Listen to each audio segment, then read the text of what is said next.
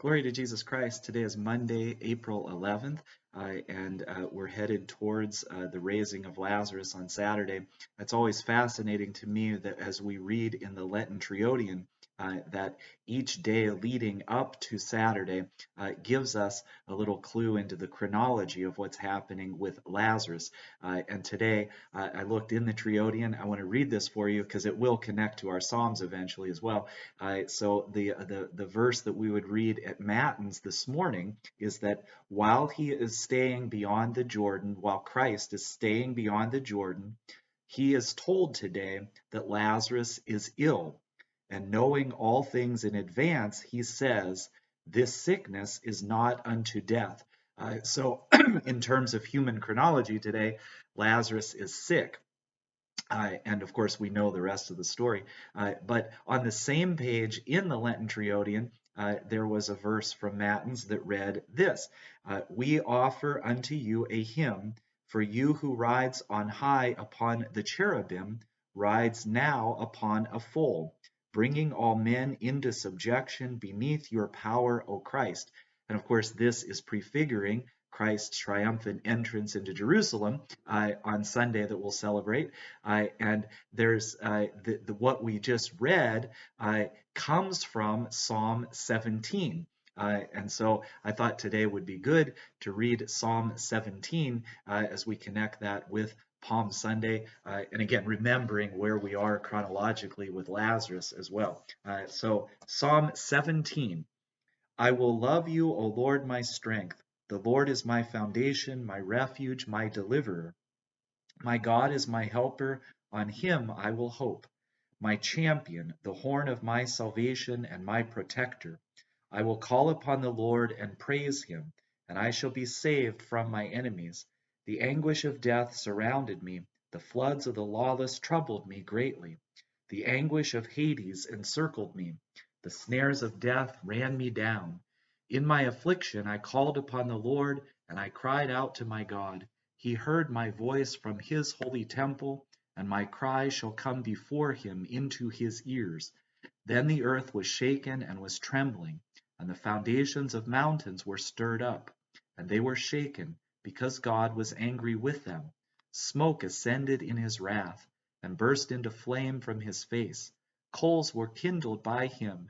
He bowed heaven and descended, and darkness was under his feet. And he rode upon the cherubim and flew. He flew upon the wings of the wind. And that's the verse that we heard in the Triodion today, that he rode upon the cherubim. He made darkness his hiding place.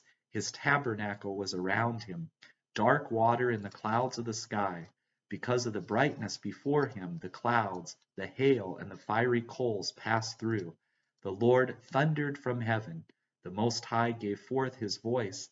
And he sent forth his arrows and scattered them, and he multiplied lightning and threw them into utter confusion.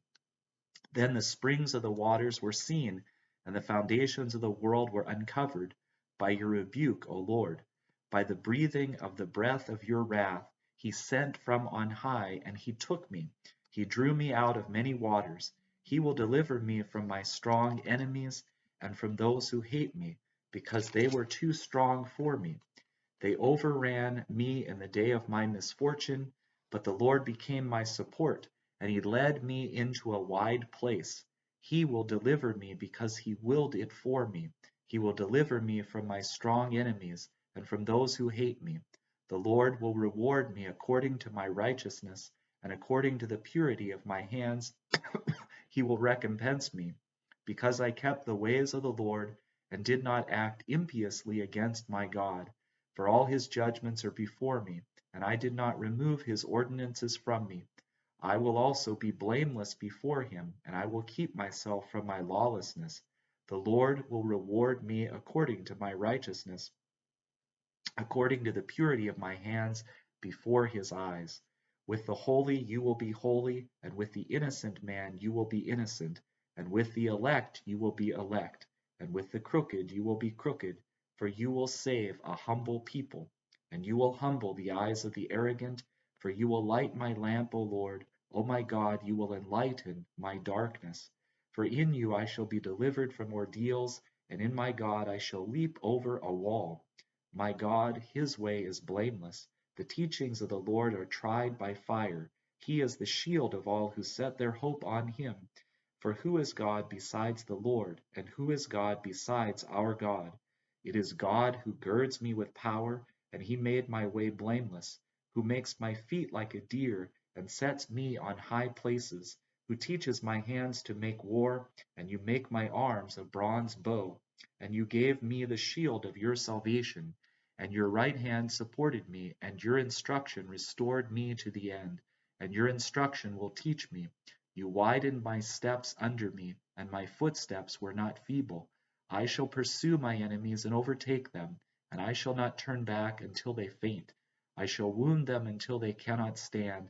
They shall fall under my feet, for you armed me with strength for war. You entangled under my feet all who rose up against me, and you gave me the back of my enemies, and you destroyed all who hate me. They cried out, but there was none to save them, even to the Lord, but he did not answer them. I will grind them fine, like the dust that blows in the wind. I will smooth them out like mud in the streets. Deliver me from the contradictions of the people.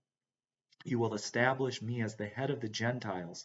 A people I never knew served me. The moment they heard, they obeyed me. Sons who are strangers lied to me. Sons who are strangers became old, and they became lame because of their beaten path. The Lord lives, and blessed is my God. Let the salvation of my God be exalted, the God who vindicates me, and who subdued the peoples under me. He delivered my deliverer from the rage of my enemies. Because of those who rise up against me, you will exalt me. You will deliver me from the unrighteous man. Therefore I will give thanks to you among the Gentiles, O Lord, and sing to your name.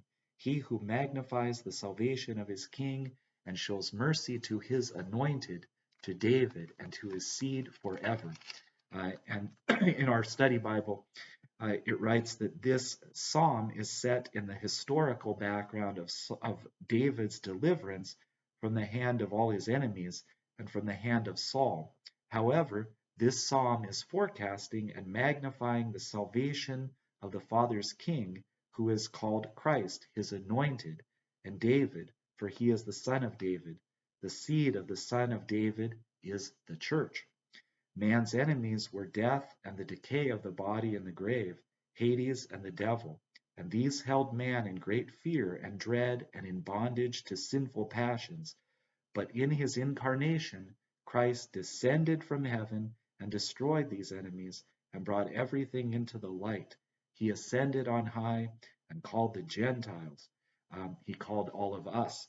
And this idea that we have been in great fear and dread and in bondage to sinful passions, and that because of death, that we decay in the body, we decay in the grave. We circle back to where we're headed, to where Christ goes to his friend Lazarus, who on this day is sick, and Christ knows that, but he also knows that it's better that he's not there in Bethany right now, that he will be able to raise this man who is put into the grave and who is rotting in the grave, and to be able to bring him back. What an image that is for all of us. And it is him who rides upon the cherubim, who rides now this Sunday upon the foal. As he enters into Jerusalem. So may this be a blessed week before we enter into the holiest weeks of the year, and may it be one that's productive with much learning and knowing of God's mercy for all of us. Glory to Jesus Christ.